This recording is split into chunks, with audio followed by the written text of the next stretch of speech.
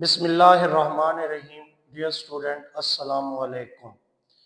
आज chapter number 7 जैसे कि हमने स्टार्ट किया था, उसकी आज एक्सरसाइज 7.2 को डिस्कस करना है। डिस्कस करने से पहले कुछ डेफिनेशंस है, जैसा कि आपने ये पहले पढ़ चुकी हैं, लेकिन फिर भी इनको रिपीट कर देते हैं। डेफिनेशंस में सबसे पहली डेफिनेशन है arc. A part of the circumference of the circle is called arc. जैसा कि आपको मालूम है कि ये एक सर्कल है, इस सर्कल का सर्कमफेरेंस का ये हिस्सा पार्ट, तो ये कहलाएगा डियर स्टूडेंट आर्क कहलाएगा। तो ये बेटा जी आर्क की डेफिनेशन है। दूसरी डेफिनेशन है segment of circle. Segment of circle की definition a part of circle bounded by an arc and a chord is called segment of circle. जैसा कि आपको मालूम है कि एक सर्कल है, ये उसका सेंटर हो गया। कॉर्ड सर्कमफेरेंस के किसी दो पॉइंट को लाइन सेगमेंट से ज्वाइन करना, और यहां से यहां तक ये जो आर्क है ये भी साथ बाउंड करना, तो ये कहलाएगा मेरा बेटा सेगमेंट ऑफ सर्कल। तीसरी डेफिनेशन है sector of a circle.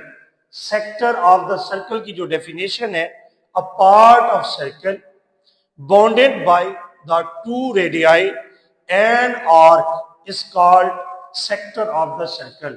Dear student, इसमें भी एक सर्कल आप लेंगे, ये सेंटर हो जाएगा।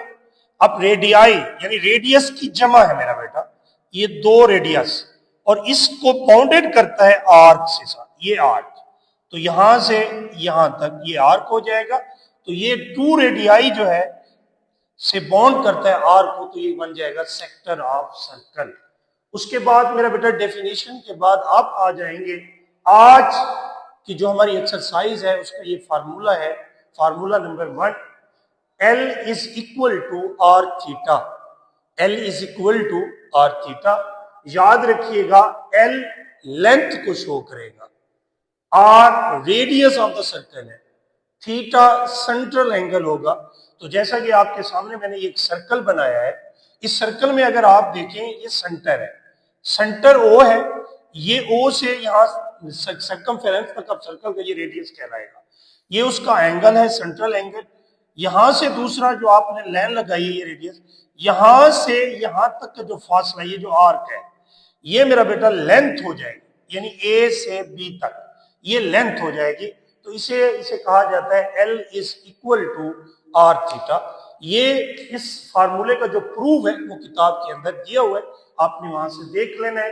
फिर रिपीट कर रहा हूं, L लेंथ को शो करेगा बेटा, R रेडियस को शो करेगा, थीटा जो होगा वो सेंट्रल एंगल को शो करेगा। और याद रखिएगा ये जो एंगल होगा वो डिग्री में अगर होगा तो उसे आप कन्वर्ट करेंगे रेडियंस के अंदर। तो आइए अब इसी फार्मूले की मदद से हम क्वेश्चन नंबर 1 को डिस्कस करते हैं। क्वेश्चन नंबर 1 है फाइंड द थीटा।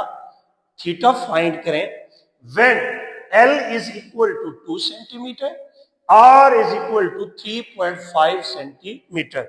जैसा कि आपको मालूम है, आप लिखेंगे कि we know that L is equal to R theta.